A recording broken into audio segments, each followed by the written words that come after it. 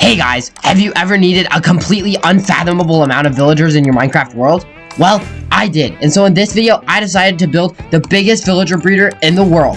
You see, a few weeks ago, I transformed a village in my Minecraft hardcore world, but all the villagers died, and so I had to replace them. That was easy though, because I just gave them some extra beds. But I still needed tons of villagers for a different reason, and that's why I'm making this farm.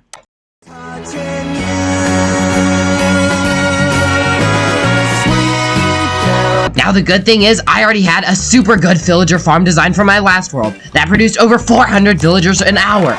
This farm works super great, theoretically. When I built it, it actually only produced like 120 villagers per hour. Also, due to some technicalities, it actually only produced more like 80 villagers per hour. Okay, actually maybe it was more like 45 villagers an hour. Okay, maybe 35. Okay, fine! It only produced 9 villagers an hour! Despite the minor decrease in expected output, this farm actually worked really great, except it had 2 fatal flaws. It didn't make enough villagers, and it didn't make villagers fast enough. I knew I was gonna have to make a completely new design, and so I went back to the basics. There's 3 things that villagers need to start making babies. 3 beds, a bunch of potatoes, and a distraction-free environment. Then, they'll start making tons of babies. Of course, I had to include all these 3 things in my villager breeder design, and so I picked out a place in my transformed village to start building, and I got to work. I started by building a distraction-free box. Then, I added a window and 3 beds. I used trapdoors to block the villagers from getting in the beds, and I also used trapdoors to trick the baby villagers into falling into a water chute and being taken away from their parents forever. Finally, I added a dropper system to dispense potatoes, which meant all I had to do was get 2 villagers from my humane crop farm and put them in my breeder. However, this was an extremely arduous process, and arguably the hardest part of this video. Please go in the boat now. I will kill you. Hopefully they go in the box. Are you serious? Hey! Hey! Hey! You go down here. You're gonna come in here. Come on. You're not stupid. Okay, you're stupid. Just a little. Today, we're gonna be waiting for the villager to walk from here to here.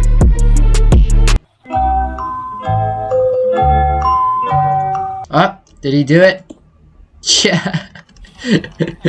Thank goodness. Now that I had the hard part out of the way, it was time to finish the farm. I started by quadrupling the design up to 8 farms, but this would only make 100 villagers per hour, and I needed at least 1,000 for what I was going to be doing.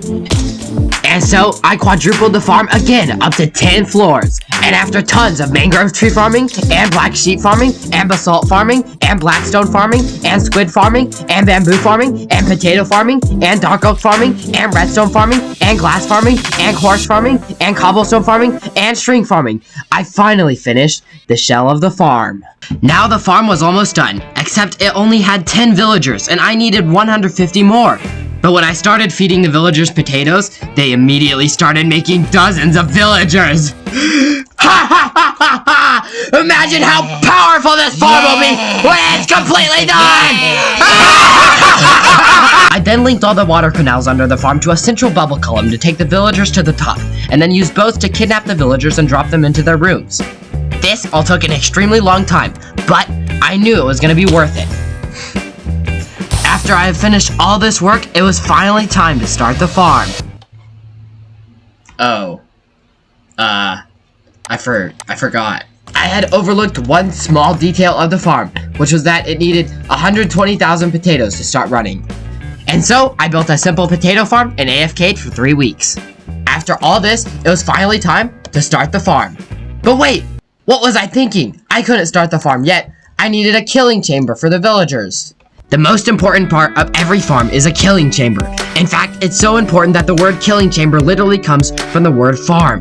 And so I had to come up with the best possible way to kill the villagers. But luckily, I'm already an expert on this, as I've spent hundreds and hundreds of hours researching the best ways to kill villagers.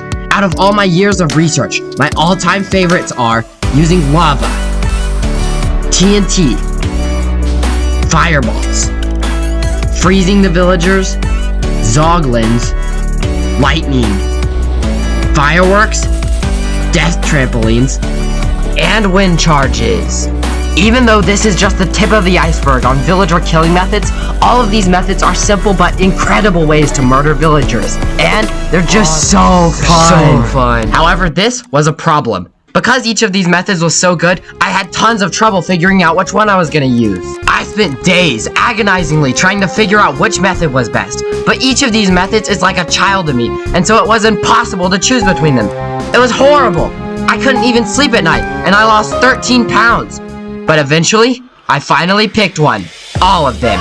This was the perfect solution. Each of these kill methods had a unique purpose and would work together to make the scientifically best kill chamber possible. The death trampoline would start by bouncing the villagers and getting them maximum exposure to projectiles, and the wind charges would disperse them around the chamber, while arrows and fireballs and fireworks would give them maximum damage. If the villagers made it through the trampoline, they would slowly freeze to death, and if they made it to the ground, they would either land in a lava pool filled with zoglins or an obsidian TNT box, or they would get shocked to death. I was so excited to build the chamber. All I had left to do was a little bit of obsidian farming, gunpowder farming, sand farming, spectral arrow farming, breeze farming, paper farming, glowstone farming, phantom farming, spider eye farming, slime farming, and hoglin breeding. And then, after all this time, the kill chamber is finally done.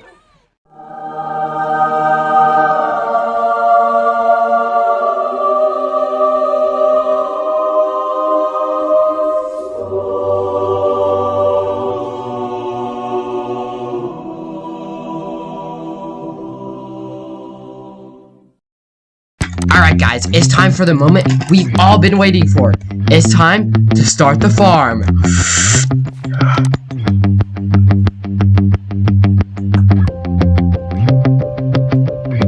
I did it! I did it!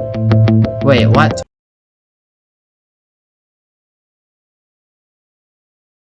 Yes, look how many potatoes are happening. Look at all the potatoes. Whoa! Yes!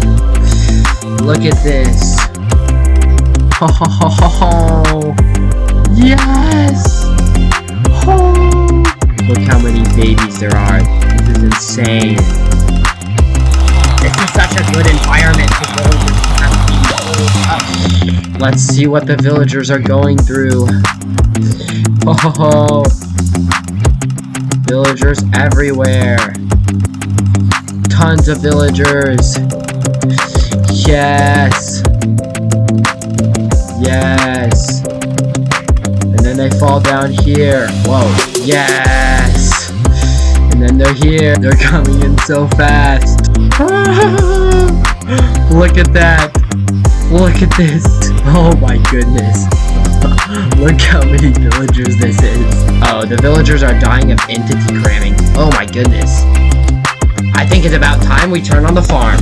Alright guys, since the villagers are all already dying of entity cramming, it's time to turn on the farm, even though they're still babies.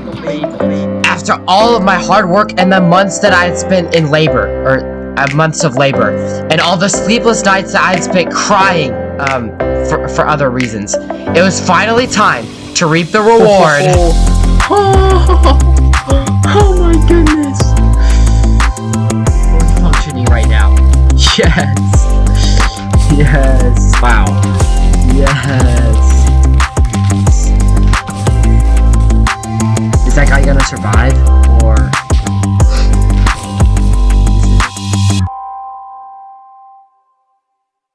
The kill chamber had proved a massive success, except that the TNT blew up everything and killed all the zoglins. And since you can't see particles through glass, it didn't look good.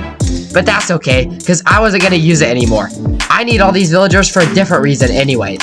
But even after all this, it was still a massive success and 100% worth it. And at the end of the day, it was a ton of work. But I'm so happy that I did it.